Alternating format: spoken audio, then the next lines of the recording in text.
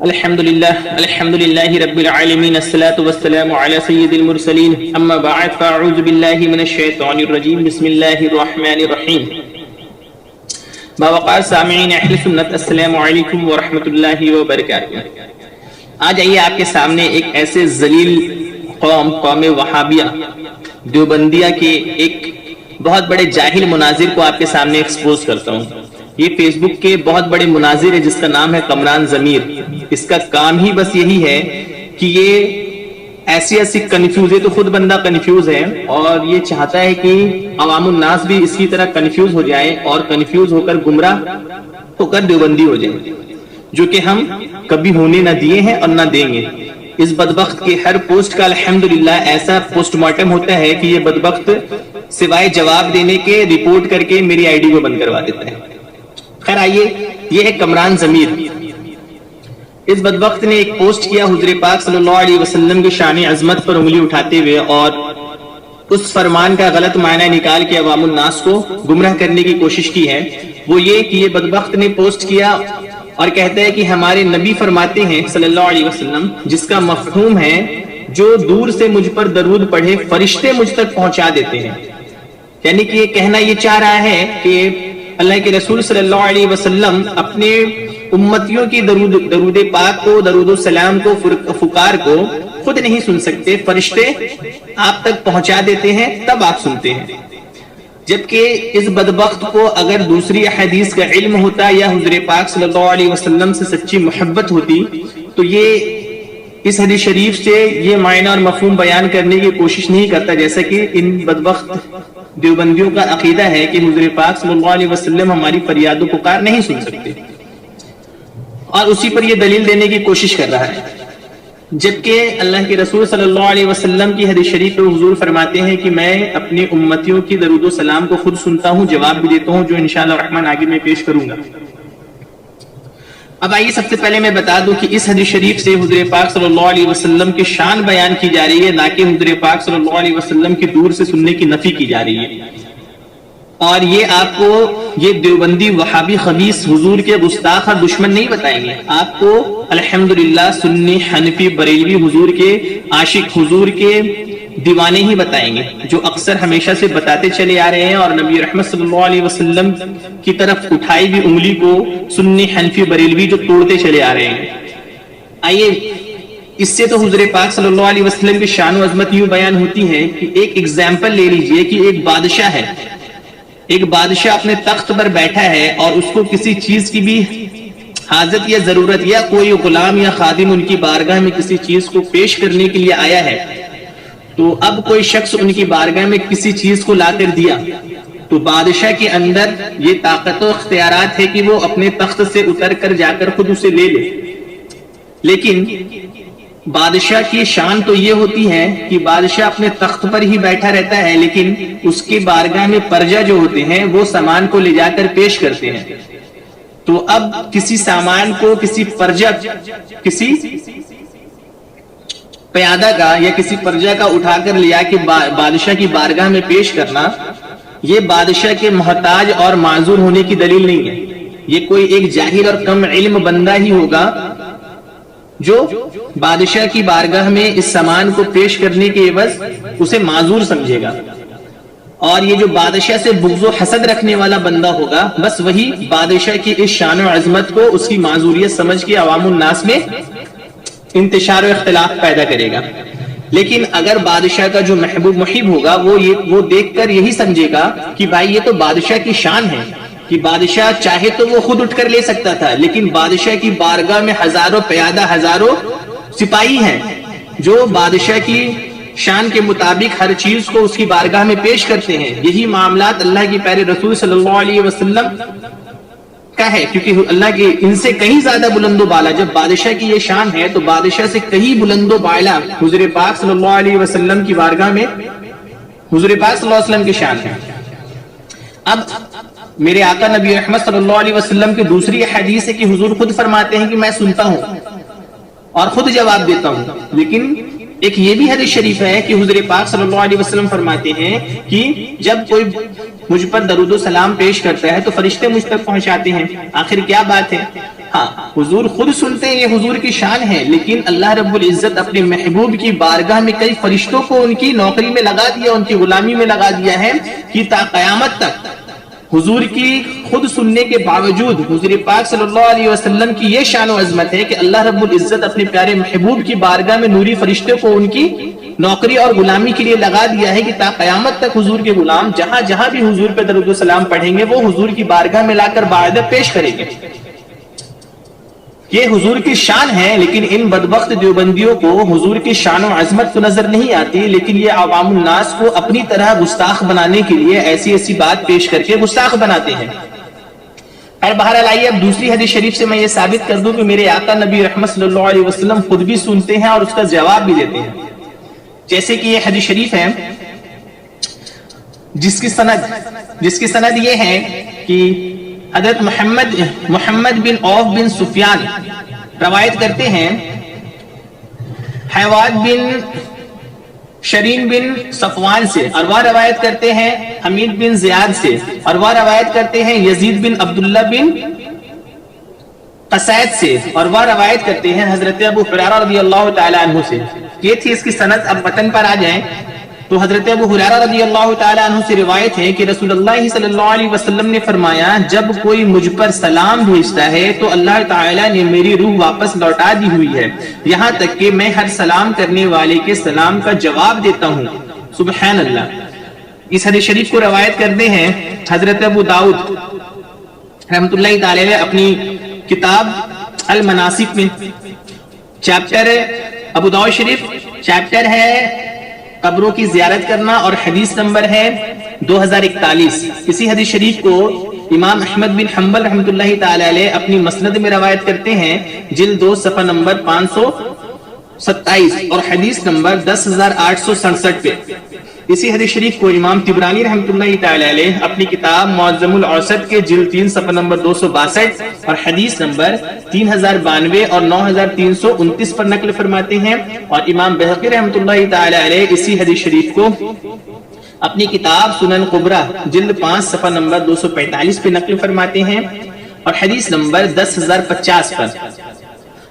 اسی حدیث شریف کو امام بہقی رحمۃ اللہ تعالی علیہ اپنی شعب الایمان جلد 2 صفحہ نمبر 217 اور حدیث نمبر 5181 پہ نقل فرماتے ہیں، اور شعب الایمان بھی ہی امام بہقی رحمۃ اللہ تعالی علیہ جلد 2 صفحہ نمبر 217 اور حدیث نمبر 5081 اور 4161 پر بھی نقل فرماتے ہیں، اور امام ابن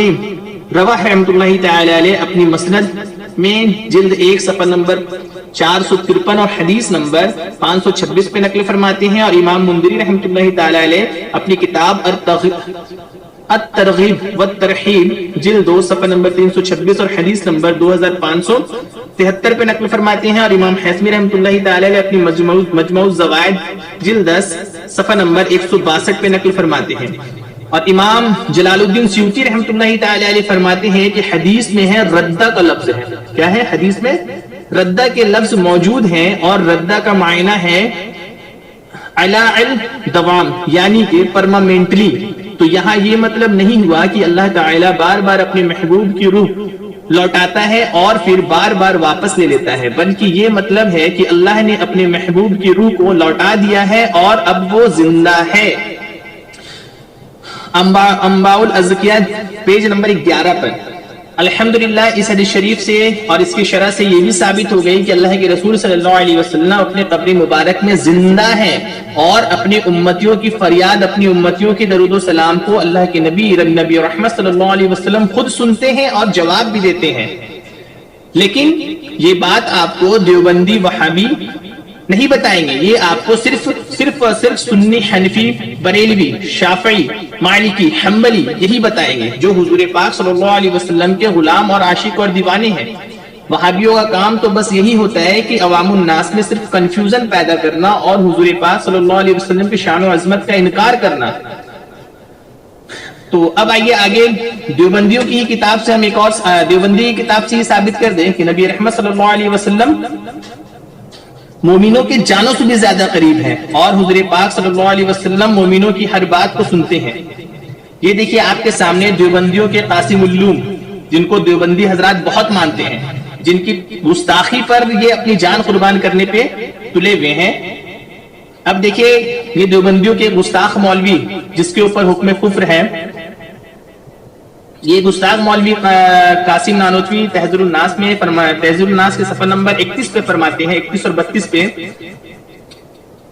کہ نبی کریم صلی اللہ علیہ وسلم مومنوں کے جانوں سے بھی زیادہ قریب ہے۔ سبحان اللہ۔ اور یہ قرآن کریم کی آیت کریمہ پیش کرتے ہیں، قرآن کی آیت سے یہ ثابت کرتے ہیں کہ یہ آیت النبی اولا سے تائید اور اس کا مفہوم پر آیت النبی اولا بالمؤمنین من انفسہم ملانے کی ضرورت ہے۔ محمد رسول اللہ صلی اللہ علیہ وسلم کو صغرا بنائیں اور النبی اولا بالمؤمنین من انفسہم کو کبرا۔ دیکھیے یہ نتیجہ نکلتا ہے یا نہیں، یعنی صورت اس کی یہ ہے کہ النبی اولا بالمؤمنین من انفسہم کو بعد لحاظ صلح من انفسہم کے دیکھیے تو یہ بات ثابت ہوتی ہے کہ رسول اللہ صلی اللہ علیہ وسلم کو اپنی امت کے ساتھ وہ قرب حاصل ہے کہ ان کی جانوں کو بھی ان کے ساتھ حاصل نہیں۔ سبحان اللہ۔ یہاں پر ہی تہذیب الناس میں دیوبندیوں کے قاسم نانوتوی صاحب صفحہ نمبر 31 اور 32 سے فرماتے ہیں، قرآن کریم کی آیت کریمہ کو پیش کر کے اس پر بحث کرتے ہوئے ثابت کرتے ہیں کہ نبی کریم صلی اللہ علیہ وسلم کو اپنی امت کے ساتھ وہ قرب حاصل ہے کہ ان کی جانوں کو بھی ان کے ساتھ حاصل نہیں۔ سبحان اللہ۔ اس بات سے صاف ثابت ہو رہی ہے کہ نبی رحمت صلی اللہ علیہ وسلم کا مومنوں کے جانوں سے بھی زیادہ قریب ہونا یہ قرآن کا حکم ہے، قرآن کی آیت ہے، اور یہ قرآن کی نص سے ثابت ہے کہ نبی رحمت صلی اللہ علیہ وسلم مومنوں کے جانوں سے بھی زیادہ قریب ہے۔ تو اب ایک بات بتائیے کہ جو شخص مومنوں کے جانوں سے بھی زیادہ قریب ہو، میرے آقا نبی رحمت صلی اللہ علیہ وسلم کو ہم سے وہ قربیت حاصل ہے جو میری جان کو بھی مجھ سے حاصل نہیں ہے، یعنی کہ میرے جسم میں جان تو ہے لیکن جان سے زیادہ قریب میرے آقا نبی رحمت صلی اللہ علیہ وسلم ہے۔ تو اب ایک بات بتائیں، کیا نبی رحمت صلی اللہ علیہ وسلم کو یہ بدبخت دیوبندی اپنے سے بھی زیادہ کمتر جانتے ہیں؟ معاذ اللہ، نعوذ باللہ۔ کیوں؟ وہ اس لیے کہ میری جان سے کئی زیادہ دور فاصلے پر، چاہے 10 فٹ ہو، 15 فٹ ہو، 20 فٹ ہو، اگر کوئی دیوبندی دوسرے دیوبندی کو سلام کرتا ہے یا اس سے گفتگو کرتا ہے یا کلام کرتا ہے تو ایک دیوبندی مان لیجئے کہ 10 فٹ پہ کھڑا ہے، اس کے دوسرے فاصلے پہ 50 فٹ پہ دوسرا دیوبندی کھڑا ہے، اگر وہ اس سے ہم کلام ہوتا ہے تو یہ دیوبندی جو ہے 50 فٹ کے فاصلے پر سے اس کی بات کو سن لیتا ہے، اس کے سلام کا جواب دے دیتا ہے، اس کی گفتگو اور اس کی بات کو سن کر وہ سمجھ جاتا ہے۔ لیکن جب ایک بات بتائیں، جب ایک دیوبندی 50 فٹ کے فاصلے پہ رہ کر ایک دوسرے کی بات کو سن لیتا ہے، سمجھ لیتا ہے، تو پھر میرے آقا نبی رحمت صلی اللہ علیہ وسلم تو اس کے جان سے بھی زیادہ قریب ہے۔ اگر دیوبندی حضرات قرآن پر ایمان رکھتے ہیں تو قرآن کی آیت کے مطابق تو نبی رحمت صلی اللہ علیہ وسلم جان سے بھی زیادہ قریب ہے۔ تو اب ایک بات آپ اپنے ٹھنڈے دل سے ایک بات کو بتائیں کہ کیا جو شخص کے جان سے زیادہ قریب نبی رحمت صلی اللہ علیہ وسلم ہو، وہ اس کی فریاد کو، اس کے سلام کو نہیں سن سکتے، جبکہ اس سے کئی زیادہ فاصلے پہ کھڑا ہوا شخص سن سکتا ہے؟ بالکل، جب نبی رحمت صلی اللہ علیہ وسلم ہمارے جانوں سے بھی زیادہ قریب ہے تو میرے آقا نبی رحمت صلی اللہ علیہ وسلم ہماری ہر فریاد، ہمارے ہر سلام کو سن سکتے ہیں، اور جو شخص اس کا انکار کرے وہ شخص بلا صبح قرآن کا منکر اور کافر ہو جائے گا۔ تو یعنی قمران ضمیر دیوبندی جو ہے وہ قرآن کریم کی اس آیت کریمہ کا منکر اور کافر ہوا۔ اب آئیے آگے دوسری عبارت، اب آئیے دوسرا حوالہ آپ کو دیتے ہیں۔ یہ تو پہلے آپ نے سن لیا، سمجھ لیا کہ نبی رحمت صلی اللہ علیہ وسلم کا اپنی امت کے جانوں سے زیادہ قریب ہونا یہ قرآن سے ثابت ہے، اور مصطفیٰ نبی رحمت صلی اللہ علیہ وسلم خود فرما رہے ہیں کہ میں مومنوں کی درود و سلام کو سنتا ہوں اور اس کا جواب بھی دیتا ہوں، لیکن یہ وہابی بدبخت جو ہے اس کا انکار کرتے ہیں اور نبی رحمت صلی اللہ علیہ وسلم کی شان عظمت میں گستاخی کرتے ہیں۔ لیکن یہی ساری چیز یہ اپنے مولویوں کے بارے میں، اپنے بزرگوں کے بارے میں، اپنے گھر والوں کے بارے میں مانگتے ہیں۔ جیسے کہ آئیے کمران ضمیر بدبخت اور ان کے دیوبندی حضرات کہتے ہیں کہ حضور پاک صلی اللہ علیہ وسلم ہماری فریاد نہیں سن سکتے، ٹھیک ہے، ہماری بات نہیں سن سکتے، کیونکہ حضور پاک صلی اللہ علیہ وسلم ہمارے قریب نہیں، دور ہے۔ لیکن ان کے مولوی جو ہیں اور ان کے جو گھر کے دادا اور ان کے پردادا اور ان کے جو پیر و مرشد ہوتے ہیں وہ دور و نزدیک سب سے سنتے ہیں. جیسے کہ یہ آپ کے سامنے ہے اشرف السوانے. یہ اشرف السوانے کتاب ہے, اس کا صفحہ نمبر 12 ہے. اس میں اشرف علی تھانوی صاحب اپنے دادا کے بارے میں کیا فرماتے ہیں وہ دیکھیے. اپنے دادا کے بارے میں یہ لکھتے ہیں, اشرف علی تھانوی صاحب فرماتے ہیں کہ شہادت کے بعد ایک عجیب واقعہ ہوا. شب کے وقت اپنے گھر مثل زندہ کے تشریف لائے اور اپنے گھر والوں کو مٹھائی لا کر دی اور فرمایا کہ اگر تم کسی سے ظاہر نہ کرو گی تو اسی طرح روزانہ آیا کریں گے. لیکن ان کے گھر والوں کو یہ اندیشہ ہوا کہ گھر والے جب بچوں کو مٹھائیاں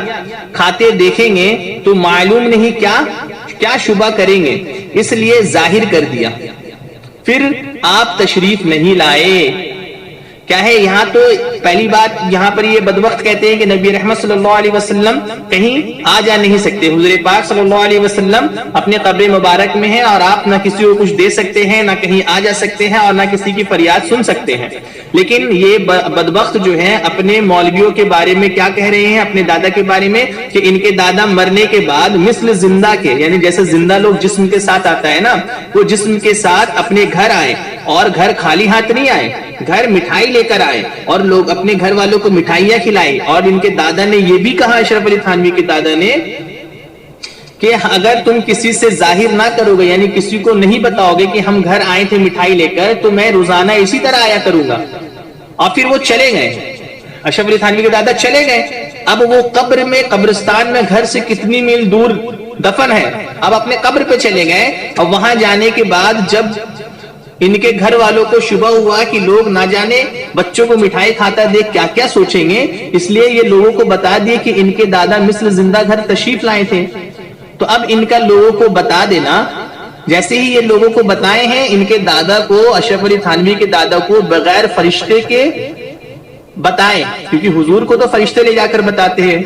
درود شریف, تب وہ سنتے ہیں نعوذ باللہ معاذ اللہ. لیکن اشرف علی تھانوی کے دادا کو کوئی فرشتے لے جا کر نہیں بتاتے ہیں کہ تمہارے گھر والوں نے پڑوسیوں کو بتا دیا ہے کہ تم ان کے گھر آتے ہو اور مٹھائی دیتے ہو.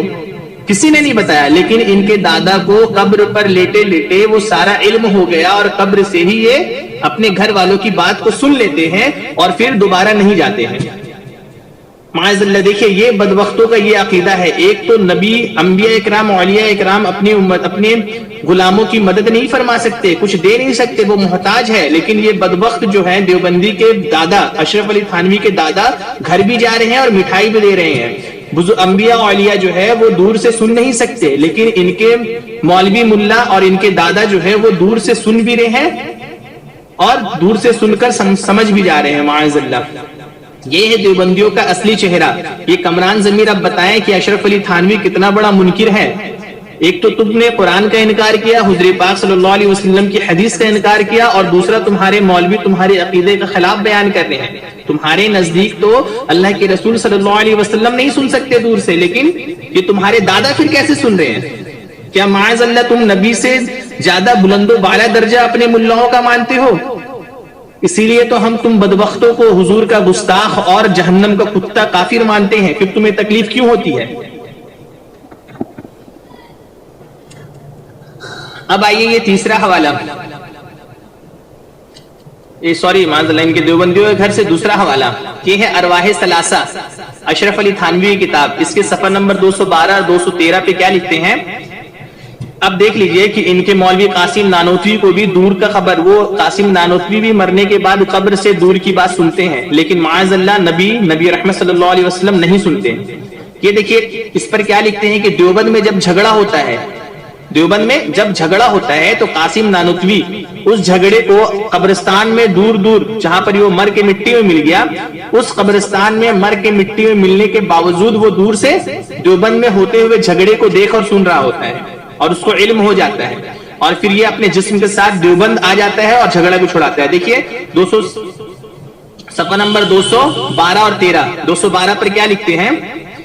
کہ فرمایا کہ واقعہ یہ ہے کہ ابھی مولانا نانوتوی لعنت اللہ علیہ جسد انصری کے ساتھ میرے پاس تشریف لائے تھے, جس سے میں ایک دم پسینہ پسینہ ہو گیا اور میرا یہ لبادہ تربتر ہو گیا ہے، تربتر ہو گیا، اور یہ فرمایا کہ محمود حسن کو کہہ دو کہ اس جھگڑے میں نہ پڑے، بس میں نے یہ کہنے کے لیے بلایا ہے۔ مولانا محمود حسن صاحب نے عرض کیا، حضرت میں آپ کے ہاتھ پر توبہ کرتا ہوں کہ اس کے بعد میں اس قصے میں کچھ نہ بولوں گا۔ معاذ اللہ، معاذ اللہ، لعنت ہو دیوبندیوں پر، بے شمار لعنت۔ یہ بدبخت کہتے ہیں کہ نبی قمران ضمیر بدبخت کہتا ہے کہ نبی رحمت صلی اللہ علیہ وسلم دور سے نہیں سن سکتے، فرشتے ان کو سناتے ہیں، بتاتے ہیں۔ لیکن یہ دیوبندی کے مولوی اشرف علی تھانوی نے اپنے ملا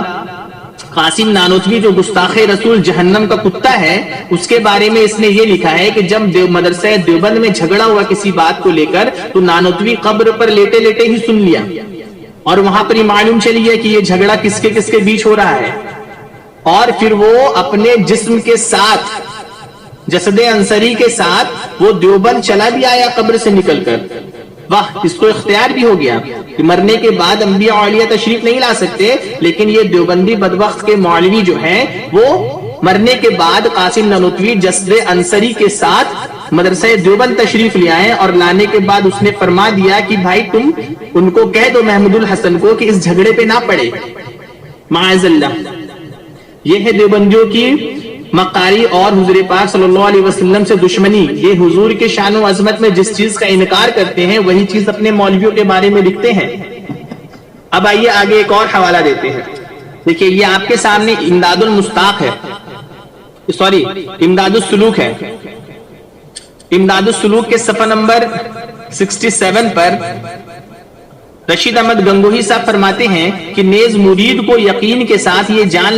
جاننا چاہیے کہ شیخ کی روح کسی خاص جگہ میں مقید و محدود نہیں ہے، پس مرید جہاں بھی ہوگا، خواہ قریب ہو یا بعید، بعید کا بمعنی دور ہو، تو وہ شیخ کے جسم سے دور ہے لیکن اس کی روحانیت سے دور نہیں۔ یعنی کہ اس میں رشید احمد گنگوہی نے بتایا ہے کہ جو مرید ہوتا ہے وہ اپنے شیخ کے جسم سے تو وہ دور ہوتا ہے لیکن اپنے شیخ کی روحانیت سے دور نہیں ہوتا۔ اب وہ شیخ جو ہے اپنے مرید کے ہر وقت روحانی اعتبار سے اپنے مرید کے قریب اور ساتھ ہوتے ہیں۔ جب دیوبندی پیر اپنے مرید کے قریب ہوتے ہیں ہر وقت روحانی اعتبار سے، اور وہ اپنے مرید کی ہر بات کو سنتے سمجھتے جانتے ہیں، تو پھر میرے آقا نبی رحمت صلی اللہ علیہ وسلم کیوں نہیں؟ پھر میرے آقا نبی رحمت صلی اللہ علیہ وسلم سے اتنی بغض و حسد کیوں ہے دیوبندیوں کو؟ پھر کیوں دیوبندی عوام الناس کو گمراہ کرنے کے لیے میرے آقا نبی رحمت صلی اللہ علیہ وسلم کی شان و عظمت کا انکار کرتی ہیں اور وہی ساری چیز اپنے مولویوں کے لیے بتاتی ہے؟ تو میرے بھولی بھالی عوام سے یہ گزارش ہے کہ آپ سکون کے ساتھ اس آڈیو کو سنیں اور سننے کے بعد آپ خود فیصلہ کریں کہ یہ بدبخت دیوبندی کیا مسلمان کہلانے کے لائق ہے؟ کیا یہ نبی رحمت صلی اللہ علیہ وسلم کے گستاخ ہونے کے بعد بھی آپ انہیں مسلمان مانیں گے؟ یہ دیکھ لیجئے آپ کی یہ میرے آقا نبی رحمت صلی اللہ علیہ وسلم کی دن رات حضور کی شان میں توہین بیان کرتے پھرتا ہے، اور جب ان کی کتابوں کو پڑھیے گا انہی تمام چیزوں کو اپنے ملاؤں کے لیے یہ مانتے ہیں اور لکھتے چلے آئے ہیں، لیکن ہماری بھولی بھالی قوم انہیں مسلمان مانتی ہے۔ خدا کے لیے اپنے ایمان کو ان بدبختوں سے بچائیں، اور جو حضور پاک صلی اللہ علیہ وسلم کا گستاخ ہو اس سے سخت نفرت کرے، اس بدبخت سے دور رہیں۔ اور تمام حضرات سے گزارش ہے کہ آپ اس ویڈیو کو زیادہ سے زیادہ شیئر کریں، اس لیے کہ لوگ دیوبندی وہابیوں کی ان مکاری اور مکر و فریب سے اپنے ایمان و عقائد کی حفاظت فرما سکیں۔ السلام علیکم ورحمۃ اللہ وبرکاتہ۔